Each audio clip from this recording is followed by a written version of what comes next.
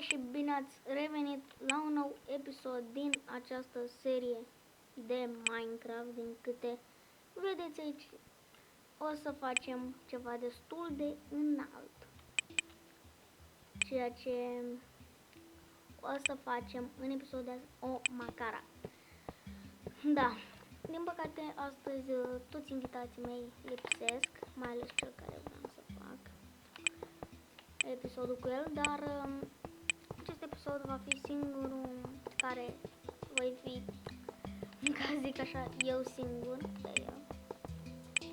Adică nu zic că nu m-am mai jucat pe el singur, dar na, vom fi în episodul de azi fără invitați. Dar vreau să fac așa o construcție, nu știu, poate mă sună și pe mine acei invitați și facem pe la jumătate episodul.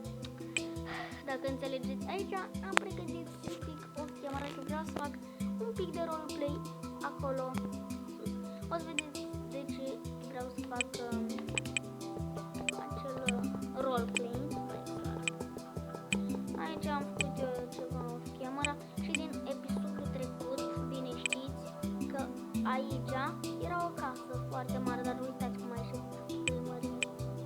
Aici Daru s-a mai modificat cel de data trecută, chiar din primul episod cu mine și eu. Atât de fain. După o să vă arăt cum a ieșit cei care nu s-au uitat pe episodul trecut. Poate vă las link în descriere. Nu știu mai exact, pauza să mă uit. Atât de faza. Bun, și da, la 2 like-uri o să fim de data asta mai pe scăzut la like-uri. Adică să mai scadem și noi suma, că e prea 3 like. Totuși am 26 de abonați. Bine, așa știu de ultima oară, dacă nu mai crescut cu noi bun. Și o să facem un mic roleplay, dacă pot zice. O să distrug o parte din acest turn. Adică nu o să distrug de la bază, o să distrug de acolo, de pe platformă, ca și cum Macaraua ia acel lemn și îl pune. Și o să facem și ceva cu redstone. Facem astea. Aici, cei care au mai fost pe server se uită, am distrus chestia la NASA și ăsta e liftul. Nu e un lift, cine știe ce rapid, poate modificăm liftul, facem unul cu apă, dar asta pe parcursul episodului, poate, însă știți și...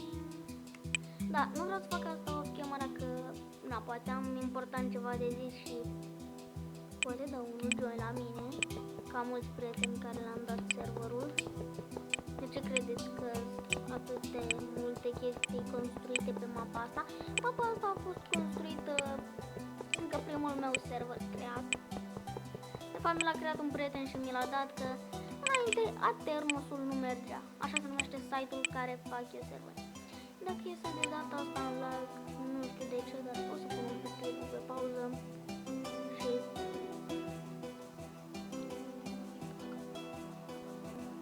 Bun, am revenit la chestia asta mirobolantă. Acum să mai vede așa în lag, am observat de ce. Aveam încă două lucruri deschise și na, calculatorul meu n-are o placă video excelent de bună, adică foarte slabă, nici chiar foarte slabă că mă ține. Adică totuși filmez cu ceva de calculatoare slabe, că de calculatoare slabe. Dar na, poate pe parcurs sunt plana.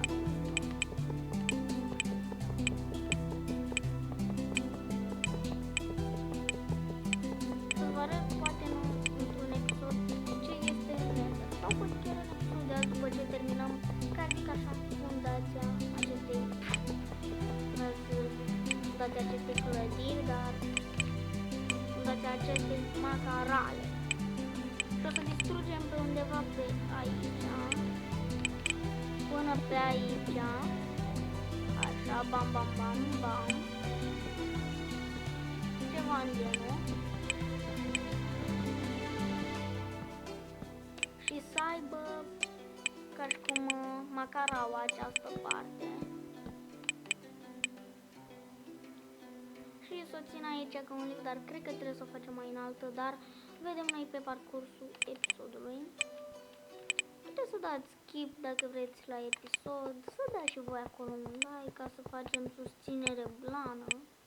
Adică vreau la seria asta de Minecraft să facem niște susținere destul de blană.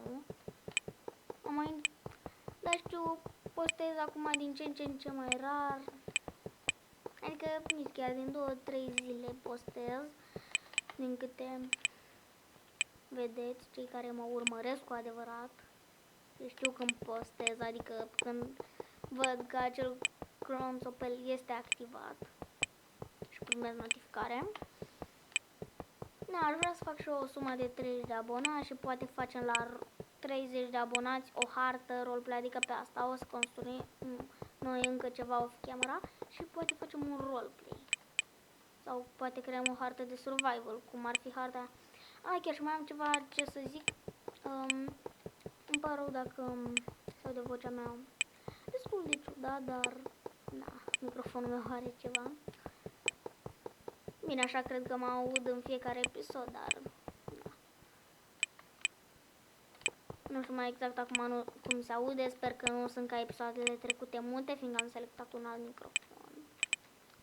Dacă vă întrebați cu ce aplicație înregistrez, ei bine cu Ocam. Această aplicație este pentru calculatoare destul de slabe, ca și în cazul meu, adică nu extrem de slabe. Eu, de exemplu, am un Intel Core i5. Și na, totuși, cu Ocamul ăsta mă ține foarte bine. Dacă bag OBS-ul, toate îmi dă crash. N-am o placă video foarte bună și din cauza asta nu prea filmeze cu OBS și nu o să vedeți multe live. Dar poate pe parcurs, când o să-mi iau placă video și cam la vârsta de 11 ani, cred că o să facem un live sau chiar un live stream cu Fortnite și Minecraft, dar asta mai vedem după susținerea voastră și când o să-mi iau placa video. Bineînțeles. Nu neapărat cred că o să-mi iau, dar poate o să fac episoade și de pe Nintendo Switch, că o să-mi vină unul. Și na, și de pe ăla aș vrea să fac destul de mare susținere. Adică o să facem cu Pokémon.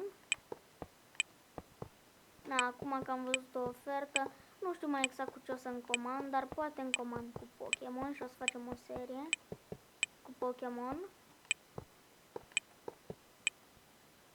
O să fie primul meu Nintendo Switch și a doua mea consolă. Cei care se întreabă ce consolă am, ei bine, am o consolă destul de veche, un Xbox 360.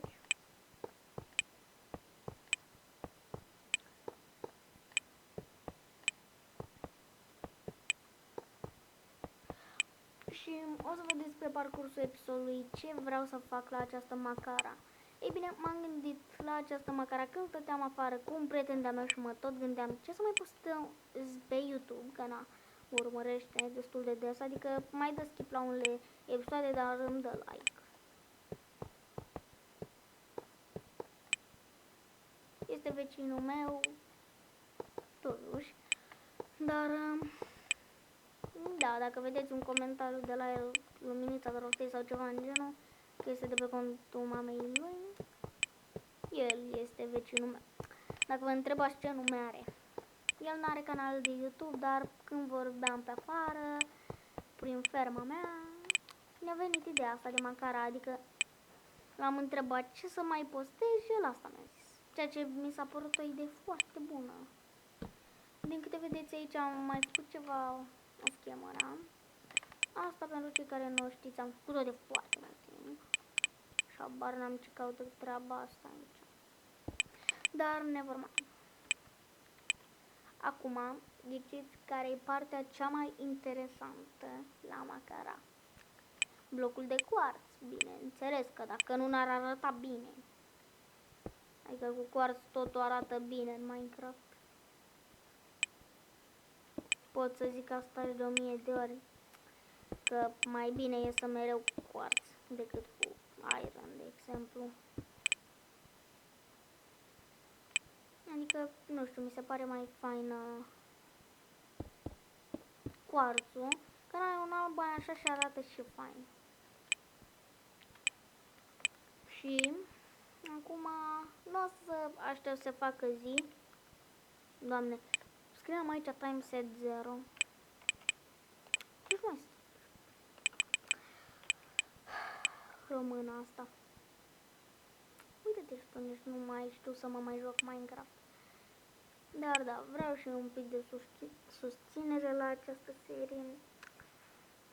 Deci nu știu, youtuberii care mai filmează sau fac clipuri doar așa de funny și nu le postează pe site-ul sau cum ar fi YouTube.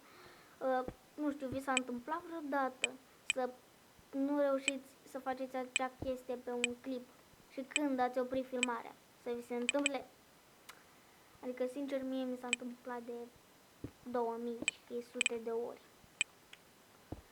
Adică, na. Nu știu, aș vrea și o părere în comentarii dacă aș putea să le activez. Și da. Atât am avut de zis. Nu văd că nu e nimeni pe server. Ia.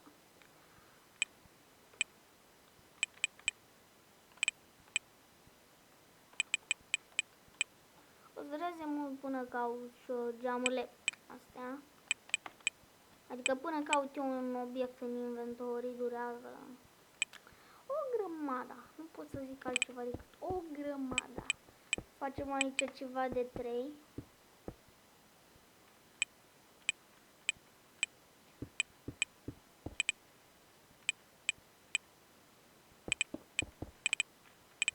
Să facem încă una așa. Să arate destul de fain și ghici ce vreau să fac aici. Uitați, gen. Bine, aici aș putea să pun blocuri și niște tablouri, ca și cum că, na. Dar lasă.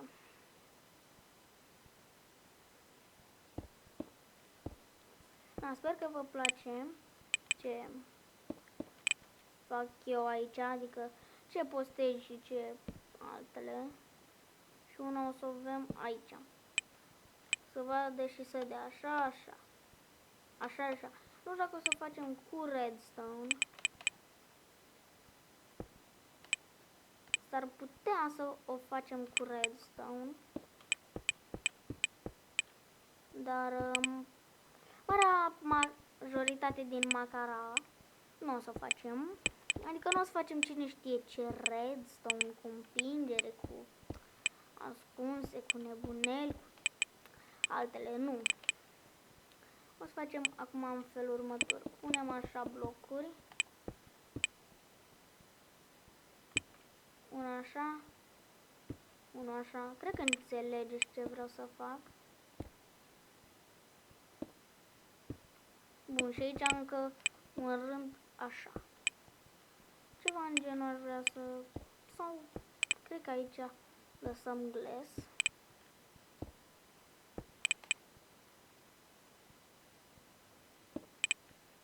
Bun.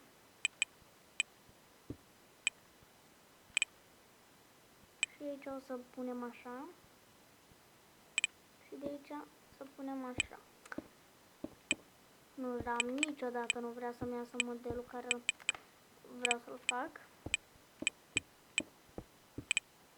Adică până acum zic că arată destul de bine, măcar o să mai facem design-ul. Dar, da. După ce termin aici, cabina, șofer, doamne, șoferule. Da, după ce termin cabina, poate vă arăt ce-i Nether. Nu cine știe ce mare scofală în Nether. Adică am făcut ceva acolo destul de fain. Dar n-am făcut cine știe ce să zici. Numai wow. Adică n-am făcut cine știe ce mare minune. Am făcut și acolo un mic tunel.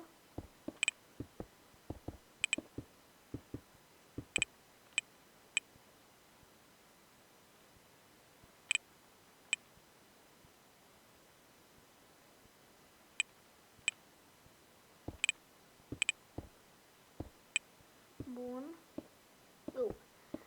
Trebuie să mai extindem cu un rând. Vă întrebați de ce durează atât de multe episoade, dar vreau să fac ceva care să iasă mult mai bine și care să arate bine. De asta o să vedeți episoade extrem de lungi, adică de 30 de minute, jumătate de oră. Adică 30 de minute, jumătate de oră e aceeași chestie, dar lasă.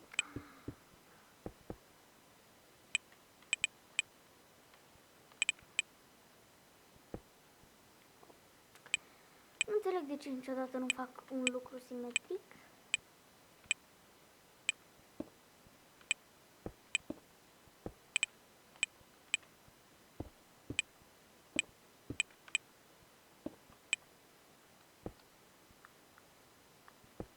Bun.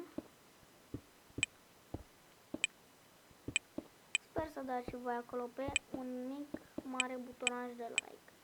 Că n-aș vrea și eu să am o susținere acolo blană de urs. Adică blănița de aer lejeră.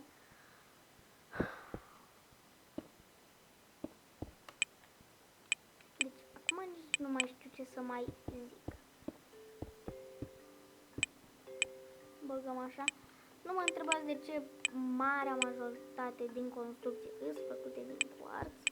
Așa a fost ideea de la bun început și așa a fost pe tot serverul, pe tot procesul serverului. Acolo să lăsăm niște spații libere. Și poate vă întrebați, dar nu a arătat sau nu s-a văzut bine pe episodul trecut primării. Ei bine, o să vă arăt. Și după o să vă arăt și negru. Asta nu știu ce îi l-am mai lăsat pe Beru să mai completeze. Ăsta e un tunel făcut de mine. Mi-a durat ceva pe episod de cod, dar da, aici, uite. Nu mă întrebați.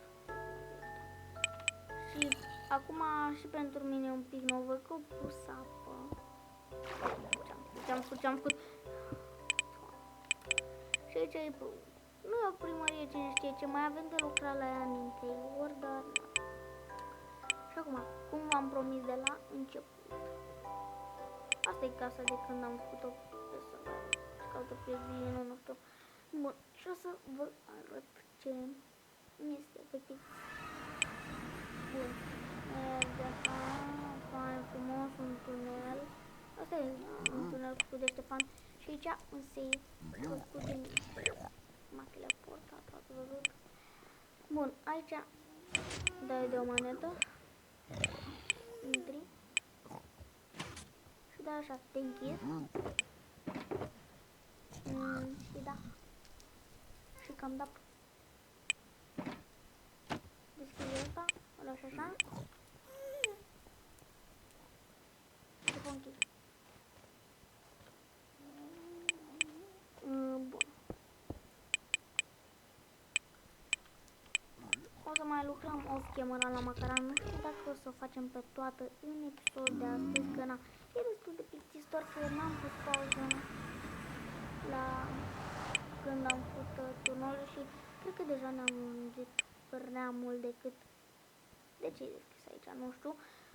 Deja ne-am lungit 18 minute. Bă, e linier de vară, ce vorbești?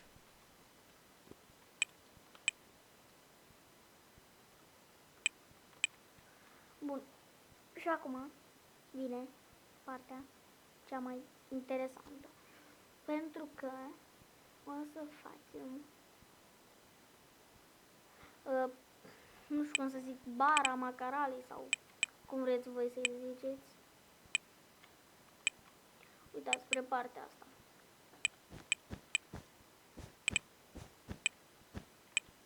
Și nu mai bine se potrivesc treptele de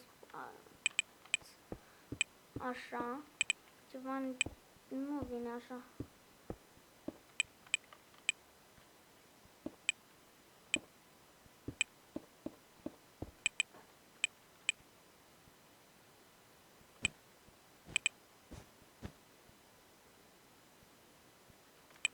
Bun. Acum vreau să fac din ceva luminos.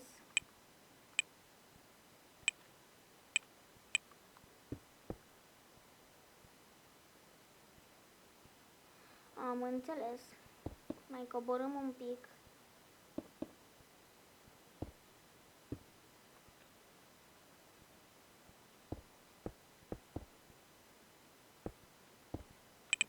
Ca și cum ceva în genul ăsta. Sau, nu știu, poate pe alte episoade vom extinde. Vreau din lână. Lână, unde ești?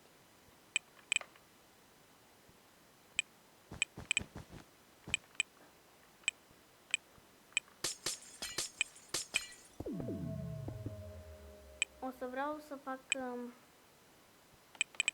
de exemplu,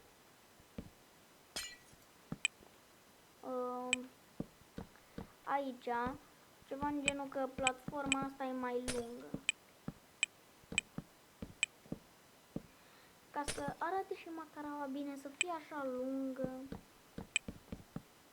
Să fie și susținerea mare, dacă știți ce zic.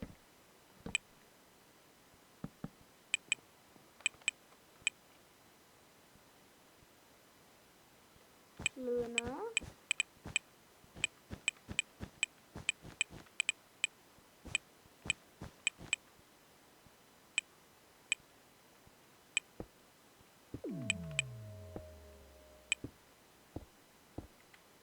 Bun, băgăm așa.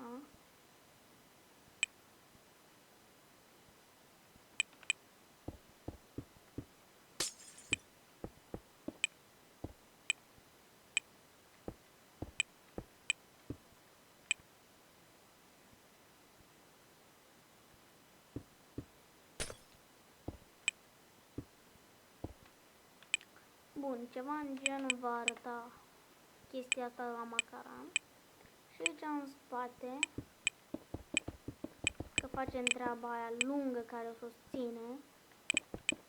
Bine, cred că nu o să mai facem redstone deloc, că deja ne complicăm și episodul e prea lung. Ceea ce nimeni nu stă să se uite la un episod atât de lung. Și îmi pare rău pentru episoadele alea mute în care s-auzea doar un click, click, mereu cum mergea. Am ceva la tastatură și nu știu cum să o rezolv, ca să zic așa.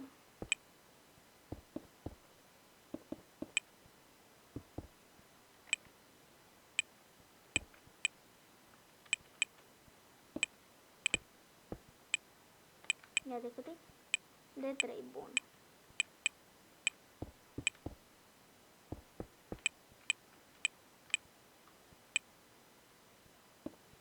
Facem aici și fain frumos.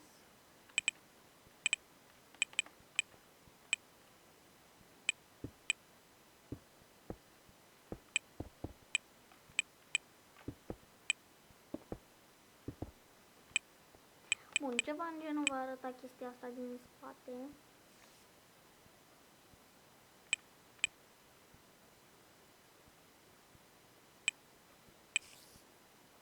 Și da. Mai avem un pic și o să încheiem acest episod, fiindcă ne-am lungit foarte mult, ceea ce nu prea trebuia, dar hai. Cam acesta a fost cu acest videoclip. Dați și voi să rupeți clonțopelul ăla de like, ca să facem și noi susținere, vă rog, și de subscribe și na, poate facem și live, vedem noi. Cu 2 invitați vom face live-ul, dacă va fi cazul, dar da. Eu am fost Cosmin, dați și voi un subscribe. Acesta a fost clipul. Pa, pa!